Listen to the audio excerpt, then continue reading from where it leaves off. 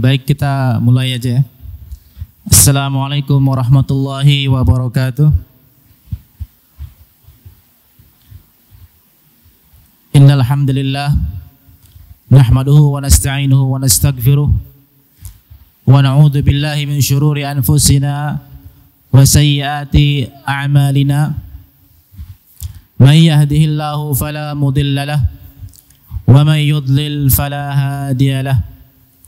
Asyhadu an la ilaha illallah wahdahu la syarika lah wa asyhadu anna Muhammadan abduhu wa rasuluh alladzi la nabiyya ba'dah. Sallallahu alaihi wa ala alihi wa sahbihi wa sallam tasliman katsira. Amma ba'd. Alhamdulillah, Allah Subhanahu wa taala masih memberikan kepada kita nikmat umur, nikmat Islam, dan juga nikmat iman. Dan Allah juga masih memberikan kesempatan kepada kita untuk hidup di dunia yang fana ini, agar kita bisa menambah amal untuk bekal kita di akhirat nanti. Alhamdulillah, di pertemuan sebelumnya kita sudah membahas tentang definisi atau pengertian tentang ibadah, syarat-syaratnya, dan juga keutamaannya. Nah, di pertemuan kita kali ini insyaallah kita akan membahas tentang makna toharoh dan dalilnya ya. Insyaallah dua pertemuan, satu sama pertemuan berikutnya tentang toharoh dan dalilnya. Baik, langsung saja kita ke pembahasan yang pertama, yaitu tentang makna at-toharah. Nah, at-taharah fil lughah bima'na an-nazafah wan nazahah minal aqdar. Jadi at-taharah secara bahasa itu artinya adalah an-nazafah ya, kebersihan, wan nazahah minal aqdar, dan kesucian dari kotoran. Jadi kalau sesuatu tidak kotor maka dia disebut dengan taharah. Nah, itu makna taharah secara bahasa. Wa fil istilah, sedangkan dalam istilah ilmu fikih yang dimaksud dengan at-taharah adalah raf'ul hadath wa zawalul khabath, yaitu raf'ul hadath, yaitu menghilangkan hadath, wa zawalul khabath, dan menghilangkan najis. Jadi ada dua unsur ketika kita ingin disebut toharoh atau suci ya. Yaitu pertama suci dari hadas, yang kedua suci dari najis. Kalau kita suci dari dua perkara ini maka kita disebut tahir ya, memiliki sifat at-taharah. Nah, orangnya disebut tahir, suci. Kalau kita ada najis maka kita tidak disebut dengan suci. Begitu juga kita bersih dari najis tetapi ada hadas maka kita juga tidak disebut dengan suci ya. Nah, kita masuk ke yang pertama dulu, raf'ul hadas ya, bersih dari hadas ya, menghilangkan hadas. Apa itu hadas? Nah, hadas itu artinya adalah al-wasful mani' minas salah. Al-hadas itu artinya adalah sifat yang ada pada badan yang menghalangi seseorang untuk sholat. Artinya kalau sifat ini ada pada badan kita, maka sholat kita menjadi tidak sah. Makanya sebelum sholat dan hal-hal yang ibadah-ibadah lain yang perlu kepada kesucian, maka kita menghilangkan hadas dulu ya. Hadas artinya sesuatu atau sifat yang menempel di badan yang menghalangi keabsahan ibadah. Salah satunya adalah ibadah sholat ya. Artinya kalau kita sholat, di badan kita ada najis, di badan kita ada hadas ya. Kita bahas hadas dulu ya. Di badan kita ada hadas, ada sifat tadi, maka sholat kita menjadi tidak sah. Nah, menghilangkan hadas itu nanti berbeda-beda caranya ya, tergantung nanti hadasnya ya. Hadasnya sebagaimana sudah kita tahu terbagi menjadi dua ya. Ini sudah sama-sama kita hafal. Ada hadatsun asghar, ada hadas yang kecil, ada juga hadatsun akbar, ada hadas yang besar. Nah, hadas yang kecil disucikan dengan berwudu ya. Ini sudah sama-sama kita tahu ya. Wa in kana hadatsan asghar yakfi mururuhu ala a'dha'il wudu biniyah. Nah, kalau hadasnya hadas kecil maka cukup berwudu, air tadi ya dibasuhkan ke sebagian anggota badan ya, yang nanti kita akan bahas apa itu anggota wudu, dengan niat apa? Niat bersuci ya. Artinya kalau kita mencuci wajah, mencuci tangan, kemudian mengusap kepala dan mencuci kaki, tetapi tanpa niat berwudu, maka wudu kita dianggap tidak sah ya. Mungkin ada orang yang saking panasnya dia kemudian cuci tangan, cuci wajah, cuci tangan sampai siku, kemudian membasuh ininya, kepalanya, kemudian kakinya dibasuh. Nah, kalau tanpa niat maka dia belum dianggap berwudu ya, hanya dia dianggap membasahi badannya saja. Harus ada niat, itu niat berwudu. Itu kalau hadas kecil dihilangkan dengan cara berwudu. Wa bisti'malil ma fi jami'il badan in kana al hadatsu akbar. Nah, kalau hadasnya adalah hadas besar ya, misalnya adalah berhubungan badan dengan istri ya. Kita sudah berhubungan badan dengan istri, maka badan kita memiliki sifat namanya hadas ya, hadas besar. Atau kita tidak berhubungan dengan istri tetapi keluar cairan sendiri gitu ya. Tidur kemudian bermimpi sesuatu yang enggak, kemudian tiba-tiba bangun-bangun sudah basah gitu kan. Kasurnya basah ya. Tapi bukan bocor tapi ya. Nah, maka kita juga ini adalah hadas besar ya. Dan hadas besar disucikan dengan cara bisti'malil ma fi jami'il badan. Kita guyurkan air ke seluruh badan. Dan inilah yang disebut dengan al-ghuslu ya, mandi. Jadi mandi yang merupakan cara bersuci dari hadas besar adalah mengguyurkan air ke seluruh anggota badan. Dimulai dari ujung kepala ya, ujung rambut sampai ujung kaki, semuanya harus kena air ya. Kalau tidak kena air maka tidak sah mandinya. Jadi bukan sembarang mandi ya, bukan sembarang mandi. Wa in faqadal ma au ajiza anhu ista'mala ma yanubu anhu wa huwa turab ala sifatil ma'mur biha syar'a.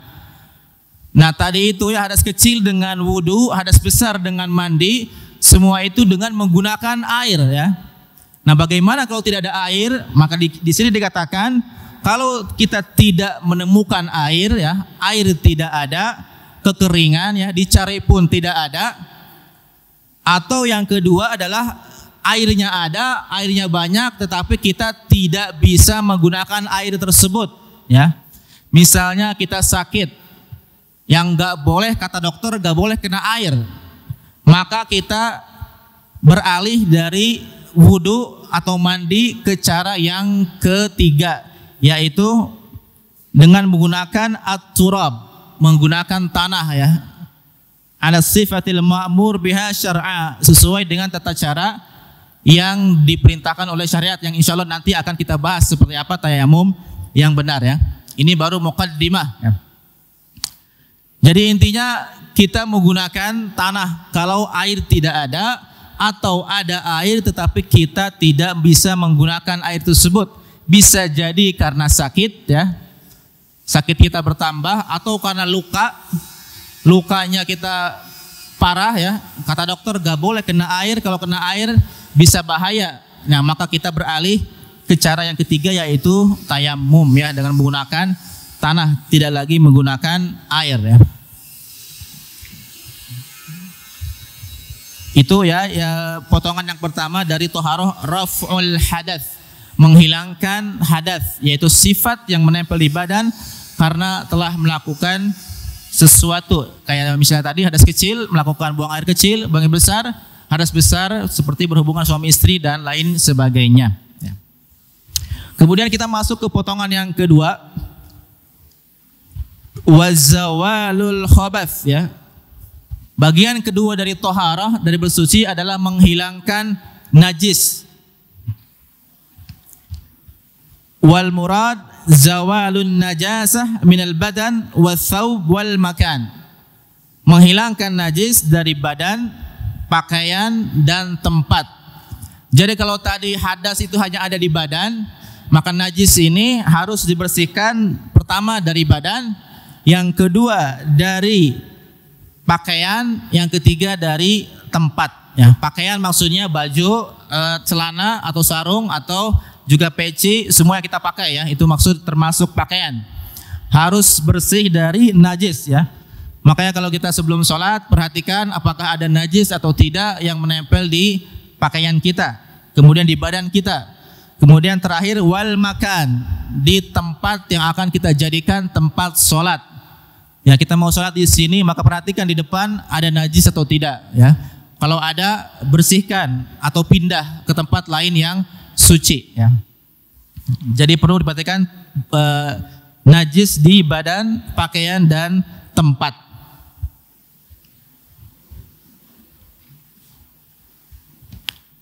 Nah, kemudian di sini dikatakan wal hadatsu ala nau'ain. Tadi udah ya, hadas kecil dan hadas besar. Kemudian wal khabatsu ala salasati anwa. Nah, najis juga ada. Kalau tadi hadas itu ada dua macam, hadas kecil, hadas besar. Kalau najis dibagi menjadi tiga ya. Ada najis kecil, najis sedang dan najis berat ya. Nanti insya Allah akan kita bahas bagaimana cara menyucikan semua itu ya. Nah, itu mukaddimah ya. Kembali kita ke cara yang pertama, yaitu cara bersuci dengan menggunakan air ya. Cara bersuci dengan menggunakan air. Nah, air seperti apa yang digunakan untuk bersuci ya? Nah, di sini dikatakan air yang digunakan untuk bersuci adalah al-ma'ut tahur, air yang suci dan mensucikan ya. Karena air itu ada berapa macam ya? Ada air suci dan mensucikan. Apa itu air yang suci dan mensucikan? Wa huwa at-tahir fi dzatihi al-mutahhir li ghairihi. Nah, air yang disebut tahur artinya adalah at-tahir fi dzatihi, air yang suci dalam zatnya. Jadi zat air itu suci ya. Misalnya air ini ya, ini air, maka zat air ini suci. Ini suci zatnya. Al-mutahhir li ghairihi. Dan air ini selain zatnya suci, bisa juga mensucikan yang bersuci dengan air ini ya. Itu disebutnya at-tahur, air yang suci dan mensucikan. Apa itu air yang suci dan mensucikan? Wa huwa al-baqi ala asli khilqatihi, ay ala sifatihi allati khalaqa 'alaiha. Air yang suci dan mensucikan adalah air yang masih berada dalam kondisi asli sebagaimana yang Allah ciptakan. Jadi ini ya aqua ya, air cup ini diambil dari gunung misalnya kan, ya seperti ini. Aslinya memang seperti ini, belum berubah ya, maka ini disebut air yang suci dan mensucikan. Kalau airnya sudah berubah, kita ambil air aqua ini, dimasukkan ke dalam gelasnya kita tambahkan teh, maka sekarang bukan lagi air biasa, tapi kita menyebutnya apa? Air teh. Kalau kita menyebutnya air, bawakan air, pasti kita membawanya air putih. Kalau misalnya kita yang tadi itu disebutnya air teh, bukan lagi air yang seperti asalnya ya. Nah, air teh karena dia bukan seperti air yang seperti yang Allah ciptakan pada awalnya, maka dia bukanlah air yang tohur. Dia air itu suci tetapi tidak mensucikan. Ya mungkin ada orang kaya gitu kan, dia pengen berwudu dengan air madu misalnya, dengan madu gitu kan. Madu kan mahal gitu kan. Walaupun madunya madu apa tuh yang madu Yaman tuh ya, madu sumroh yang mahal itu 2 juta misalnya. Tetap aja tidak akan merubah statusnya ya. Itu bukan air yang suci dan mensucikan ya. Harus dengan air yang seperti ini ya, seperti air asalnya. Sawa'un kana nazilan minas sama. Nah, apakah air itu turun dari langit seperti al-matar, air hujan ya. Kemudian adalah wadzaubus suruji wal barad. Es yang kemudian es ini menjadi cair ya, cairan dari es atau cairan dari sesuatu yang awalnya padat, es gitu kan, mencair, salju mencair menjadi air, maka itu boleh ya. Tetapi ketika dia jadi salju, maka dia tidak bisa dipakai berwudu ya, karena masih beku. Karena syaratnya harus air, karena wudu itu air yang bisa mengalir ya. Kalau air es tidak mengalir. Jadi harus kalau misalnya pakai es bisa air es dipakai wudu, cuman esnya harus dilelehkan terlebih dahulu. Sama kita misalnya beli aqua isinya udah es gitu kan. Nah, maka kemudian kita diamkan udah jadi seperti ini lagi, nah kita baru boleh menggunakannya sebagai alat bersuci. Aujarian fil ardi, atau mengalir di bumi. Ya, ini di sini dikatakan tentang jenis-jenis air ya. Air yang bisa dipakai untuk berwudu intinya ada 2. Air yang turun dari langit seperti hujan. Yang kedua air yang mengalir di bumi seperti sungai, sumur, air dalam tanah segala macam. Intinya mata air ya, itu semuanya yang ada di bumi ya. Jadi ada 2, dari langit atau dari bumi ya. Dalilnya adalah firman Allah Subhanahu wa taala dalam surat Al-Anfal ayat 11.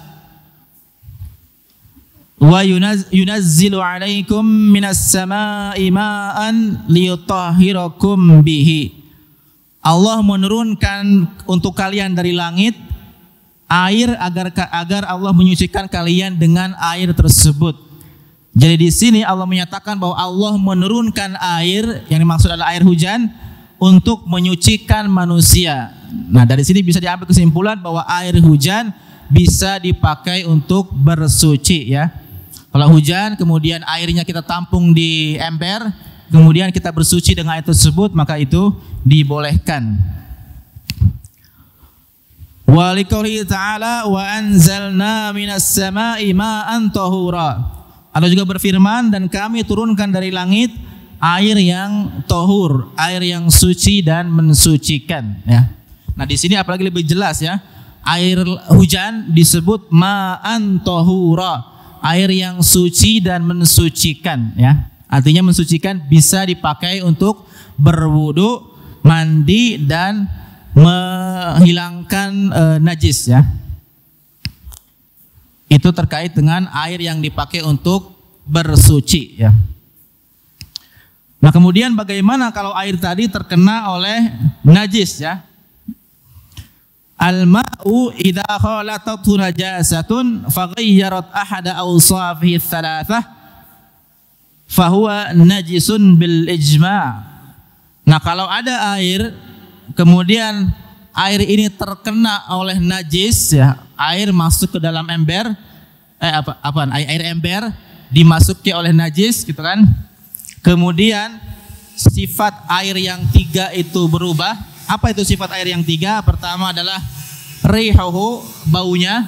Kemudian yang kedua ta'amuhu, rasanya. Yang ketiga adalah launuhu, warnanya. Jadi kalau ada najis kemudian dia masuk ke sebuah air, kemudian dia merubah 3 sifat air yang tadi, baik itu rasa, bau maupun warna, maka ini hukumnya air tersebut menjadi air yang najis ya, tidak boleh dipakai berwudu ya. Air tersebut mutanajis, terkena oleh najis, baik itu banyak ataupun sedikit. airnya walaupun banyak gitu ya, airnya satu kolam renang. Kemudian ada kucing buang air besar di situ, kemudian ternyata baunya sampai berbeda, bau kotoran kucing sama ke satu kolam renang tadi menjadi najis semua ya, karena berubah sifat air yang 3 tersebut ya. Nah, bagaimana kalau ini kan airnya banyak atau sedikit ya? Kalau air banyak atau sedikit, sifat air yang 3 tadi, warna, bau dan rasa berubah, maka otomatis menjadi najis semua ya. Tetapi kalau airnya banyak kemudian tidak merubah sifat sifat yang 3 tadi, maka air tersebut tetap bisa dihukumi suci ya, tetap bisa dipakai bersuci. Misalnya airnya banyak sekali ya, banyak sekali satu kolam gitu kan, kemudian ada najis masuk sedikit ke sana, sama sekali tidak merubah rasanya, rasa air tersebut tidak berubah, dirasa masih sama rasa air biasa tawar, kemudian dicium baunya tidak tercium bau najis, kemudian warna juga tidak berubah warnanya, masih sama seperti warna air biasa, maka kalau airnya banyak sekali maka tidak dihukumi najis. Nah, itulah sebabnya apa? Sebabnya air laut itu walaupun orang kencing di lautan, buang air, buang darah, buang ingus, buang segala macam, tetapi air laut dihukumi suci. Kenapa? Karena airnya banyak sekali ya. Air yang banyak itu menjadikan suci ya, menjadikan air tetap suci, tidak berubah status menjadi air yang najis, dengan syarat tadi tidak berubah warna, rasa dan baunya ya, tiga sifat air yang tadi. Jadi kalau sedikit, kalau berubah menjadi najis, tetapi kalau banyak, yang penting tidak berubah sifat air yang 3 tersebut ya. Seperti air laut, walaupun kita kencing di lautan, maka air laut tetap dihukumi suci. Nah, itu terkang ayat yang terkena oleh najis. Kemudian bagaimana air kalau terkena oleh bercampur dengan sesuatu yang suci ya? Maka kalau air bercampur dengan sesuatu yang suci ya, di sini contohkan seperti ka'awraqil asjar, seperti air itu bercampur dengan daun-daun pohon. Misalnya kita di sumur gitu ya, lihat di sumur di bawahnya ada daun-daun pohon, maka itu tetap dihukumi suci ya, tetap dihukumi suci. Awis sabun, begitu juga kalau ada terkena sabun, mungkin di bak mandi terkena sabun sedikit, yang penting apa? Sedikit ya. Tetapi kalau sabunnya banyak sampai orang-orang itu melihatnya bukan enggak menyebut air, menyebutnya apa? Ini adalah air sabun, maka sudah tidak suci dan mensucikan lagi. Dia suci tetapi tidak mensucikan. Tidak boleh dipakai berwudu kalau misalnya sabunnya sudah banyak. Tapi kalau sedikit masih bisa dipakai untuk berwudu ya. Yang penting tadi sedikit. Nah, itu tentang air ya.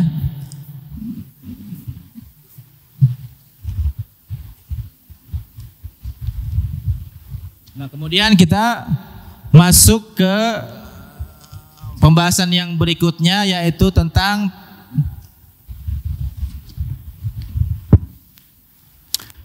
sunanu al-fitrah ya. Sunanul fitrah ini mungkin juga sudah pernah dibahas juga sama Ustaz Yusuf ya waktu di sini ya.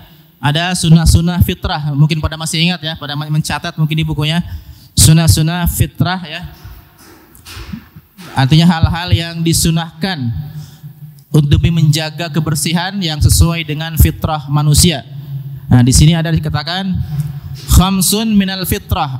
Ada 5 hal yang termasuk ke dalam fitrah yang sesuai dengan fitrah manusia yang menyukai kebersihan dan keindahan. Yang pertama adalah al-istihdad, yaitu mencukur bulu kemaluan ya. Artinya bulu kemaluan itu sunahnya adalah dicukur ya.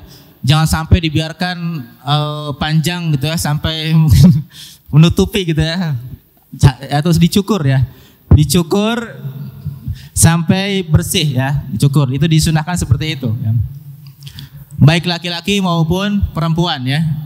Kemudian wal khitan. Nah, kalau khitan alhamdulillah semuanya di sini sudah ya semuanya ya, karena sudah dewasa semua sudah, insyaallah sudah semua di sini ya. Al khitan ya. Wa qassu asyarib, memendekkan kumis. Jadi sunnahnya kumis itu adalah dipendekkan ya. Jangan sampai kumisnya ini apa? Baplang gitu ya. Kumisnya ke sini panjang banget, udah kayak pagar kabupaten gitu ya. Panjang banget, tebal gitu kan. Nah, itu dicukur ya, sunnahnya dicukur. Wanatful ibti ya.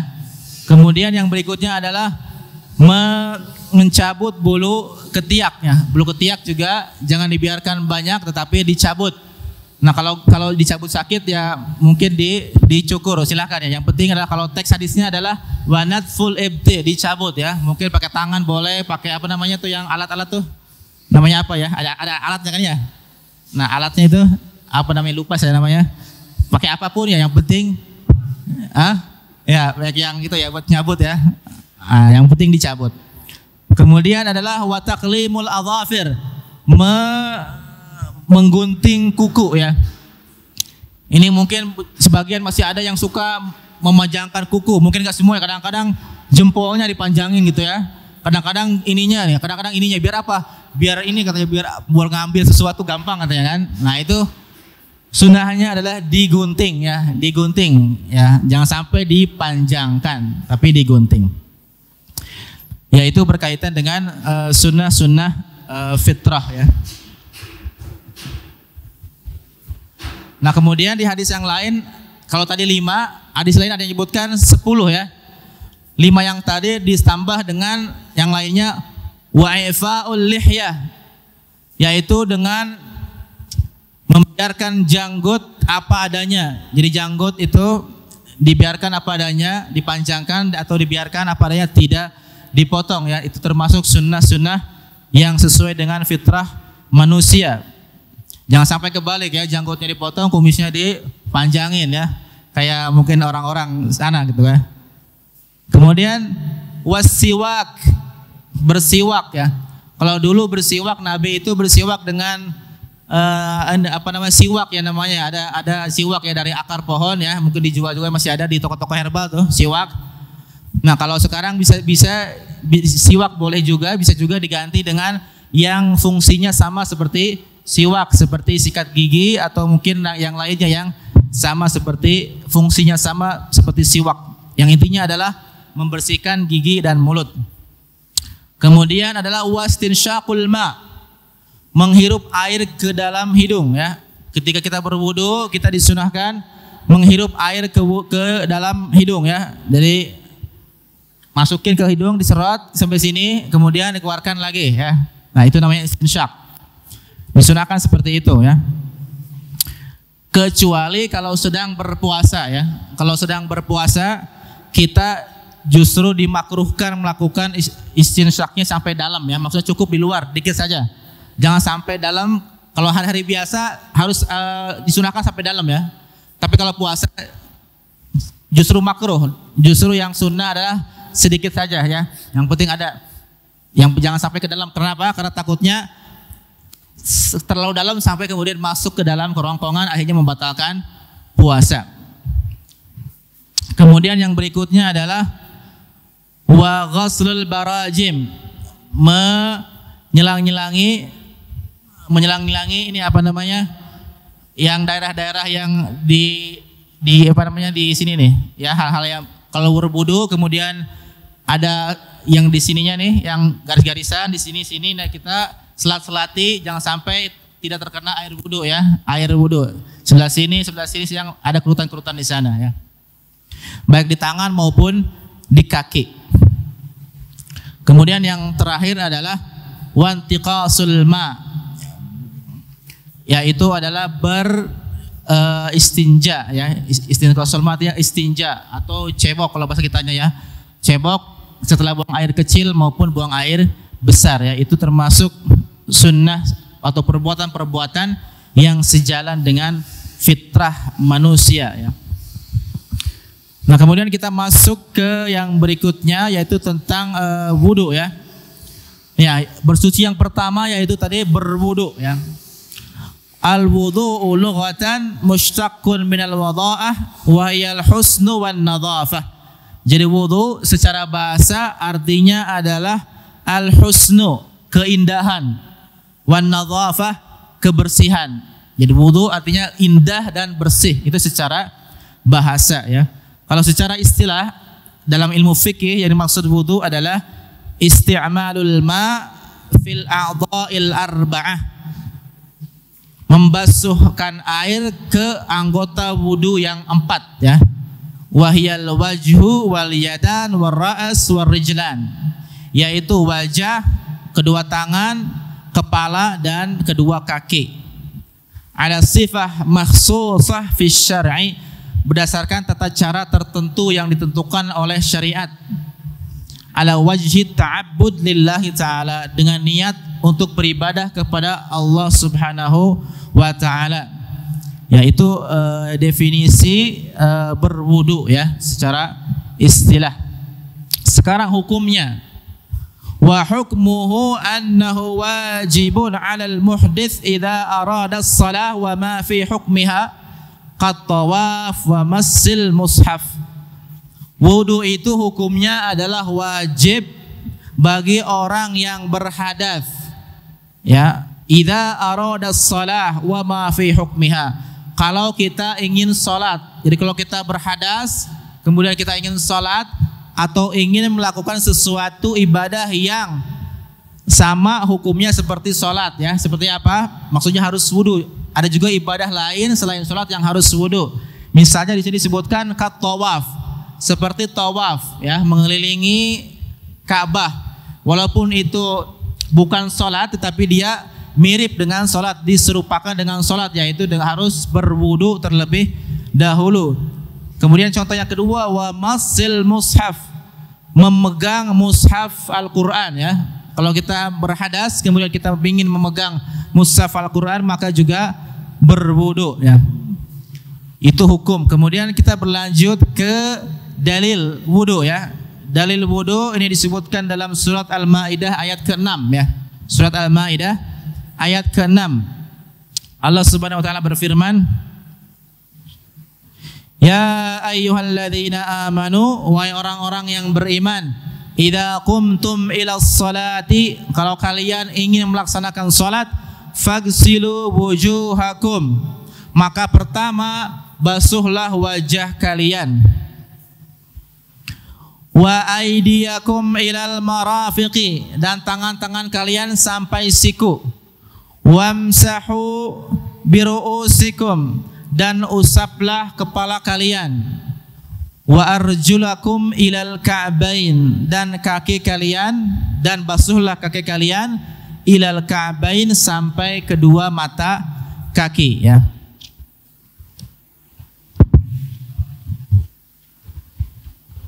Nah, dari ayat ini ya disebutkan anggota wudu, rukun wudu yang 4. Di sini Allah bilang fagsilu wujuhakum.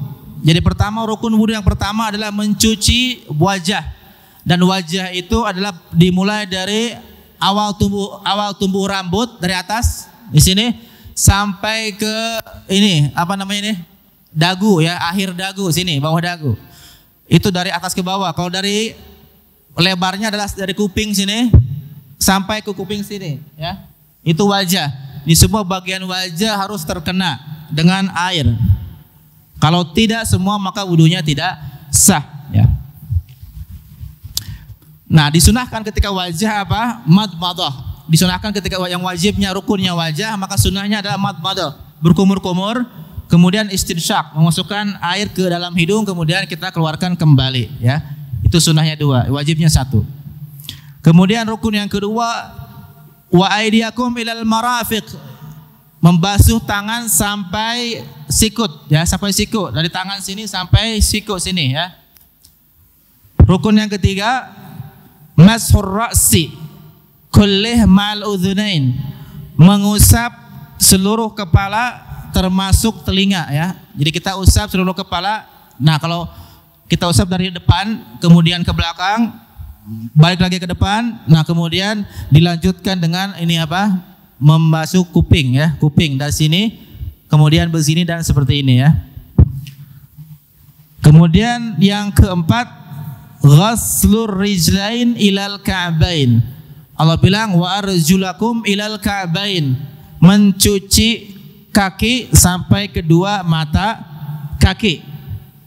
Nah, itu 4 rukun wudu yang Allah sebutkan di dalam Al-Qur'an ya, wajah, tangan, kepala, kemudian kaki. Artinya selain itu hukumnya sunnah. Kemudian ada juga selain yang 4 ini ada juga at-tartib. Tartib itu artinya apa? Berurutan. Jadi urutannya harus jelas. Wajah, kemudian tangan, kemudian kepala, kaki. Jangan dibalik ya. Kalau dibalik atau tidak berurutan menjadi tidak sah, karena urutan di sini menjadi sah. Karena Allah menyebutkannya berurutan di ayat tersebut. Maka kita mengikuti urutan yang Allah sebutkan. Kemudian yang keenam adalah al-muwalatu. Al-muwalah artinya nyambung ya, wudunya itu nyambung. Jangan sampai wudunya berhenti dulu. Kita cuci wajah, ada teman di sini ngobrol dulu sampai bekas wudunya kering, kemudian kita udah 1 jam, setengah jam dilanjutkan tangan. Nah, itu nggak boleh ya. Batas lama atau sedikit itu batasnya sampai kering ya. Jadi jangan sampai bekasnya kering. Cuci wajahnya udah kering, kemudian melanjutkan ke tangan ya. Tetapi harus mualah. Al-mualah artinya berkontinu ya, nyambung wudunya, tidak terputus-putus. Kalaupun mau terputus, ngobrol sedikit, menjawab teman, tidak masalah. Yang penting tidak lama. Yang penting bekasnya masih ada, tidak sampai kering ya, bekas air wudu tadi ya. Ya, itu terkait dengan rukun-rukun berwudu ya. Jadi kita review dari awal ya. Kita hari ini belajar tentang toharoh. Toharoh itu bersuci dari 2, dari hadas kemudian dari najis. Hadas itu ada 2, hadas kecil disucikan dengan wudu, hadas besar disucikan dengan mandi. Kalau tidak ada air maka hadas kecil, hadas besar disucikan dengan tayamum ya.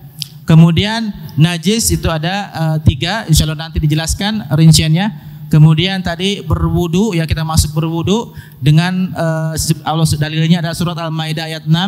Allah sebutkan di ayat tadi ya, intinya adalah rukunnya ada rukun wudu yang harus dibasuh dalam 4, wajah, tangan, kepala, kemudian kaki. Kemudian sisanya adalah tertib, artinya berurutan. Dan yang terakhir adalah al-muwalah, artinya adalah nyambung, wudunya tidak berhenti ya. Mungkin ini yang bisa disampaikan pada kesempatan kali ini. Mudah-mudahan bermanfaat. Wassallallahu ala nabiyina Muhammadin wa ala alihi wa sahbihi ajma'in. Assalamualaikum warahmatullahi wabarakatuh.